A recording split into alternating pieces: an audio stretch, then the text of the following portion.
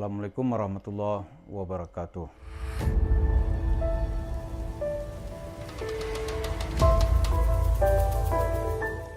Para pemirsa, karena kasus dan cerita hidup Yusuf Mansur itu sangat syarat dengan kasus-kasus hukum, kasus kriminal, penipuan, penggelapan uang, maka sepanjang sejarah hidup kita ini, kalau membahas tentang cerita Yusuf Mansur, kayaknya nggak selesai-selesai. Sekarang kita angkat satu episode, kenapa sih dia sangat dikdaya melakukan tindakannya? Kok orang lain bisa ditangkap, kok dia enggak? Salah satu caranya dia telah membuat exit strategi.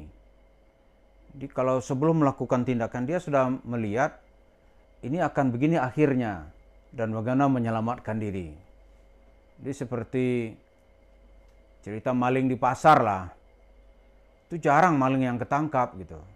Karena dia udah tahu nih nanti kalau dikejar oleh massa, dia nggak mau kan digebukin. Apalagi sampai mati gitu. Apalagi nanti kalau dibakar gitu. Nah, maling itu biasanya udah hebat lari menyelamatkan diri gitu. Macam-macam tingkahnya. Nah, Yusuf Mansur, kenapa sih gitu? Itu tindakannya itu seolah-olah ini berjalan mulus. Walaupun nanti orang menjerit dan ada juga nanti nggak mau mengungkapkan ceritanya karena malu.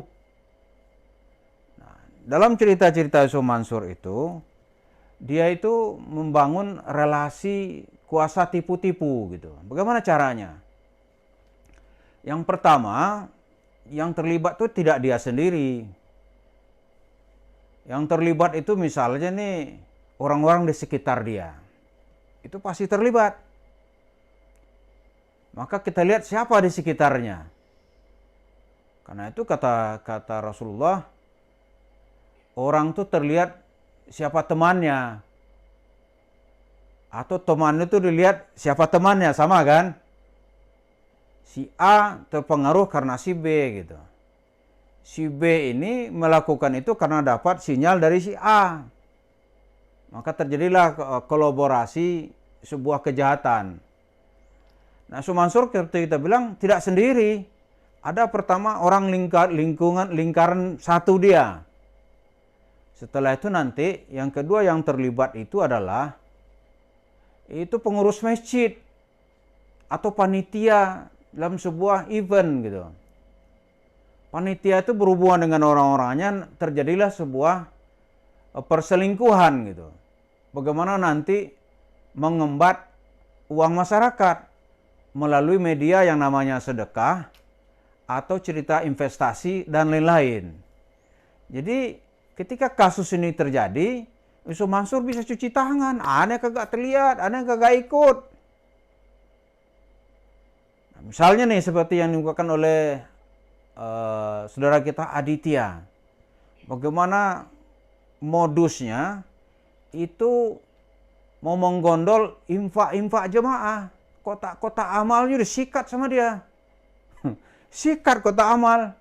Karena kotak amal itu memang kecil nampaknya kalau satu kotak.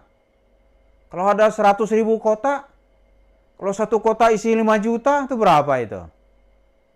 Karena itu kita minta untuk mengungkap kasus Yusuf Mansur ini pengurus masjid juga harus tanggung jawab. Harus tanggung jawab.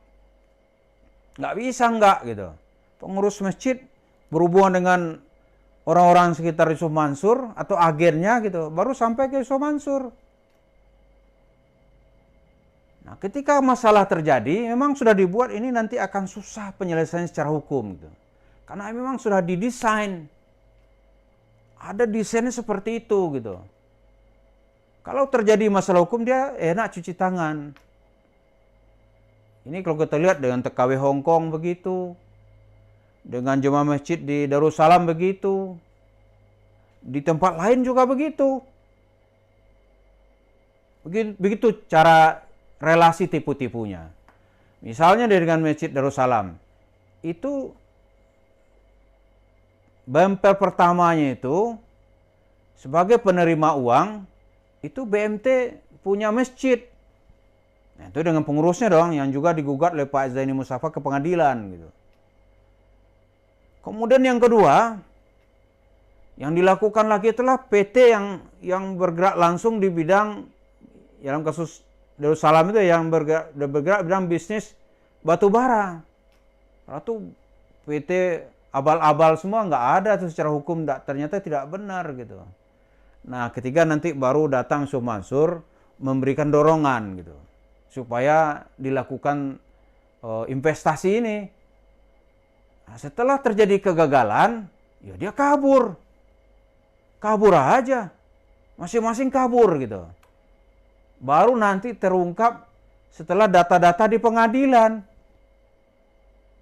Sampai-sampai itu BMT itu sanggup melakukan sumpah palsu, mengemukakan bukti-bukti palsu. Nah, karena itu belajar dari kasus ini, kita minta kepada aparat keamanan kita atau apalah gitu ya, supaya pengepul uang di pinggir jalan, yang apakah itu atas nama yayasan gitu, itu perlu diteliti di belakang yayasan itu siapa gitu.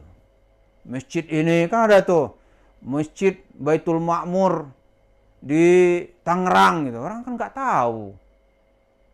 Masjid Ansarullah di mana gitu, Masjid At-Taufik di Bekasi, Masjid At-Taubah kita lihat desanya, kita orang kan nggak tahu, jemaah kita nampak orang sedekah ya kasih aja gitu, tapi dimainkan emosi masyarakat kita yang pemurah gitu. Tentu saja ini kalau ada 100.000 kotak yang dia mainkan, wah itu mengerikan sekali. Jadi kalau dulu ada kecurigaan di belakang yayasan Kotak Amal yang meminta-minta, itu ada kelompok yang disinyalir berpotensi ke arah radikal dan teroris gitu. Itu ditindak oleh aparat keamanan. Nah, mesti ini perampok atas nama begini ini mesti juga ditelusuri. Jangan-jangan ada keterlibatan Yusuf Mansur di belakang cerita yayasan-yayasan yang bertebaran ini. Sanggup nggak dia melakukan itu? Ya sanggup. Nah, tentu ini kita lihat secara fakta hukum gitu. Tapi ada soal kesanggupan, dia sanggup aja. Karena kita kan nggak ada periksa-periksa begitu. Nah, jadi begitu cara membuat relasinya gitu. Dan itu bisa dia tebarkan dalam bentuk relasi yang sangat banyak. Nah, begitulah cara siapa mastermind di belakang ini. Dan Yusuf Mansur tentu saja sangat mampu melakukannya. Jadi ada relasinya, relasi tipu-tipu, dia nggak bekerja sendiri. Nah, melalui nanti yang juga ikut berperan itu adalah publikasi media. Yang tidak pernah ada rasa curiga gitu. Padahal orang sudah menjerit di mana-mana. Media, apakah itu televisi, medsos, itu menginterview dia seolah-olah dia itu seorang dewa penyelamat gitu. Dari persoalan-persoalan umat Islam yang tidak paham bisnis. Nah, ini kawan-kawan wartawan atau media medsos itu perlu juga ikut andil lah menyelesaikan supaya masyarakat ini tidak terus-menerus berada dalam sasaran tipuan.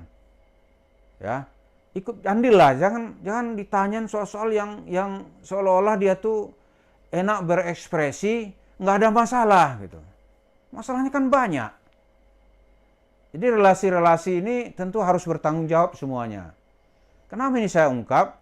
Karena di belakang Yusuf Mansur sekarang ini ada lagi kelompok-kelompok kecil yang kelakuannya sama. Tapi kita belum mau mengangkatnya karena masih terfokus kepada cerita-cerita Yusuf Mansur. Jadi relasi-relasi kekuasaan ini bukanlah sebuah kejahatan yang berdiri sendiri, tapi dia saling kait-terkait gitu. Maka kalau ada di sekitar Yusuf Mansur, orang tuh pantas kita lihat, oh ini jaringannya ini gitu. Karena Yusuf Mansur tidak mungkin mencapai semua daerah itu sendiri. Ada jaringannya.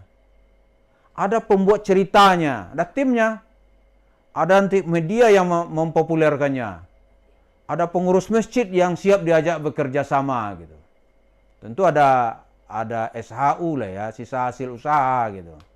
Ini dari uang-uang sedekah dan cerita-cerita bohong itu ada yang akan dia lakukan. Demikian, mudah-mudahan relasi-relasi tipu-tipu ini bisa juga kita pahami sebuah bagian yang tidak terpisahkan dari kejahatan yang ada di sekitar Yusuf Mansur. Terima kasih. Assalamualaikum warahmatullahi wabarakatuh.